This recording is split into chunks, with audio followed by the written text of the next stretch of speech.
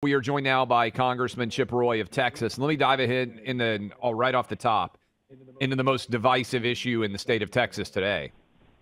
How are you going to handle the Texas A&M rivalry returning Thanksgiving week? Will you and your wife be able to coexist? How will your children do? What is the prognosis there on the biggest dividing line in the state of Texas right now? Well, Clay, good to be on, and great to have Texas being not just in the mix, but right now at the top of the heap, although obviously we got to say we Texas got to get through OU in order to even get to Georgia, and so we got to finish this month strong and get to that month, so hopefully we get a good 1-2 punch. And, obviously, Georgia's got to get there as well, and I think when do they play Alabama? Is that this coming week or the next week? But 28th, yeah. Okay, 28th. So, we got A&M and Texas finally coming back Thanksgiving weekend. That is a good thing for college football. It's a good thing for Texas. I'm not sure what it will mean for my family dynamics. I got a lot of Aggies in the family, but my wife has been doing a pretty good job, raising our kids. They're pretty pro A&M right now, and Governor Perry, my old boss, and John Sharp, the chancellor, they've been leaning in hard on my kids. But Texas football is the top of the heap right now. There's no question about that. They're good. They looked really good against Michigan. We'll see. The defense has still got to play somebody stout, but Ewers is doing great. Congressman Roy, you took the words right out of my mouth, by the way, on all that football analysis. So thank you for that. I want to switch gears if I can for a moment here to the situation of the border. I assume we're going to find out here pretty soon what the total illegal crossings are, at least according to CBP, for fiscal year 24. They're going to be high. The Biden administration is telling us they're not as high. What is the status right now of the border day in and day out? It hasn't been in the headlines much. What has changed and what stayed the same since, say, the beginning of the year when it was just a free-for-all? Yeah, important question. I actually put out a report that people can find at roy.house.gov. Now, that's official. I'm not pimping anything political here. I'm just putting out a report that it was almost 40 pages that my staff put together to put all this in context. And in it, you'll find that this crisis remains very real. Because even though we don't see piles of people up on the border at, say, Eagle Pass or Laredo or any other place in Texas where it's in the news every day, Bill Melugin still reporting hard on Fox. Others, what you're having is lots of people being released into the United States or flown into the United States. We still had 100,000 interactions, apprehensions of people coming in both June and July. We don't have the August numbers yet, but those are still astronomically high. They're a little lower than they were at the 200 and 175,000 levels, but 100,000 a month is extraordinary. Remember Jay Johnson under Obama said 1,000 a day was a crisis? Well, man, we're now, saying and like patting ourselves on the back because we're down to 100,000. That's a problem. This administration has released 5.5 million people into the country, 2 million gotaways. Those are their official numbers. They actually cop to this. That's how many people have been dumped into the United States that we know of. And look, the dangers are huge. We had a hearing in the Judiciary Committee day before yesterday. We had this wonderful young woman. She's 27, Alexis Nungray. You've seen the story. Her daughter, Jocelyn, 12 years old.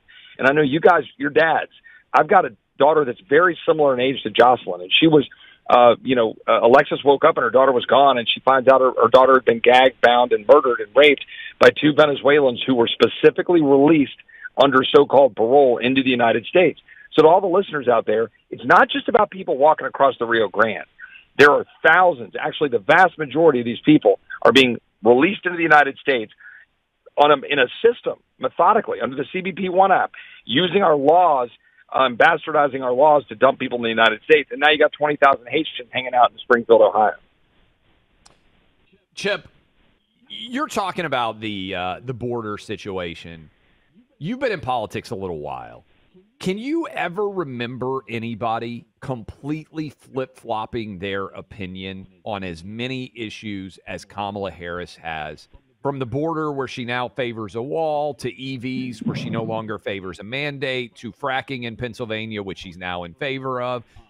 Now she wants to have plastic straws allowed. I mean, some very serious flip-flops, some less serious, but emblematic of her changed positions. Have we ever seen anything like this? Well, I mean, look, people get called flip-floppers all the time for far less egregious flip-flopping than we're seeing out of Kamala Harris, right? Remember, George H.W. Bush potentially lost the presidency in 1992 for the, read my lips, no new taxes. And frankly, it was only kind of a half break of the pledge, right? He cut some taxes, raised some other ones. So, we used to be very specific about that. Here, we've got, she would say things like 2 days before the debate. Like, for example, they put out a tweet where she said she would want to ban assault weapons. Now, we can have a debate about that policy. I'm a very strong proponent of the Second Amendment and keeping all of our rights. She said ban them. Then she goes to the debate and said, I'm not talking about banning guns.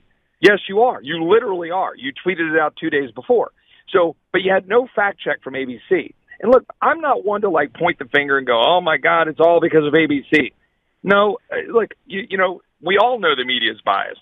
But the bottom line is she has been changing on every one of these issues. Now, why is that? Well, obviously, she wanted to be to win the primary and to be the Democrat nominee when she ran 4 years ago. So she ran hard to the left. She answered the ACLU questionnaire. She answered all the liberal questions. Now she's trying to win a general election. So you know what she believes. We all know who she is. It's been very obvious from the get-go. And she is as much of a radical progressive Democrat as anyone in that administration. So you know what you'll get in January if she's elected. Talking to Congressman Chip Roy and Congressman, do you think that Trump should? I know that Trump's going to do what he's going to do, right? We're just wondering about how you view this from now until Election Day. Do you think Trump should debate again? Do you think it makes sense, or have we had enough of it at this point? And also, do you think there's enough focus from his campaign on the border issue more broadly? Well, on the first point, I'm certainly not going to tell the campaign what to do. I mean, that's up to them and up to the president. As you said, no one's going to tell them what to do. I wouldn't be afraid of another debate. If I debated again, I would be even more aggressive. I think he landed some good punches. I think his answer on, for example, firing bureaucrats was a great answer. I thought he had some other good answers. But I do want to see him hitting harder on the border. I mean, she was trying to hide behind this notion of this so-called Senate bill in January, which is just a fraud. That bill would codify the mass release program that they put in place. It would codify the abuse of parole and asylum.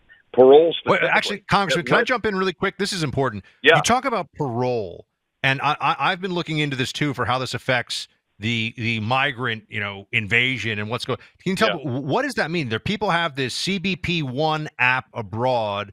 They get some time, and they're being flown into the country for their appointments by Biden. Like, how does this work? Well, I'll try to give you the simple answer. I mean, I could take you 20 minutes to walk you through it, but here's the short version. Prior to this administration, we had certain policies in our books allowing for exceptions. They're pretty narrow. Asylum, if you have a credible fear of persecution for your religious or political beliefs, okay? That's one category. Two is parole.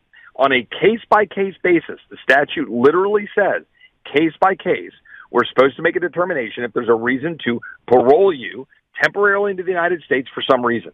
Let's say your aunt is having a liver transplant or somebody's got fighting cancer and you want to come in and we need to parole you in or some reason like that.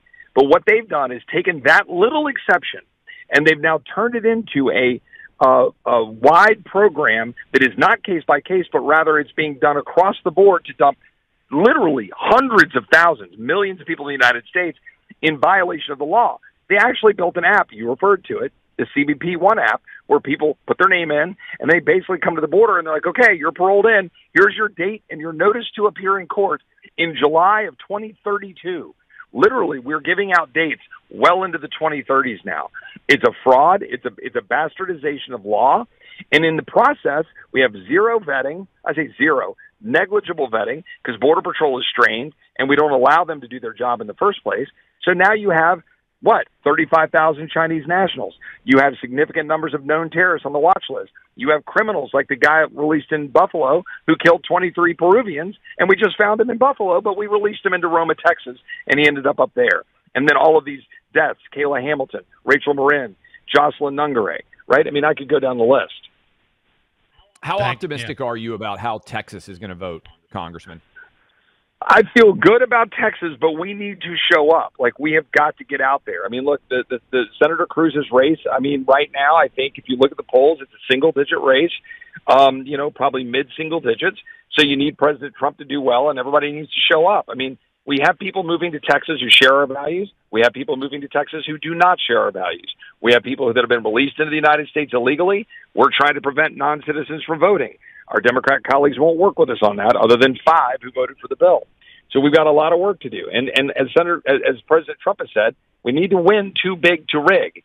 That's the only way. If you're counting votes in Maricopa County on election night, we're in trouble. If you're counting votes in Fulton County, we're in trouble. We need to win overwhelmingly because people are frustrated with inflation, a lagging economy, our fecklessness on the world stage, leaving Afghanistan, wide open borders, people dying from fentanyl poisoning, et cetera, et cetera.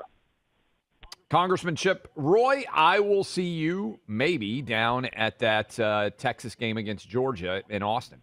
Well, look forward to it. Let's just hope Georgia gets through Alabama and Texas through OU, and we got a big old matchup in Austin, Texas. Be a lot of fun. Talk to you soon. See you guys. God bless. Newest sponsor to join the program, make modern-day walkie-talkies, getting a lot of attention this month. The company's called Rapid Radios.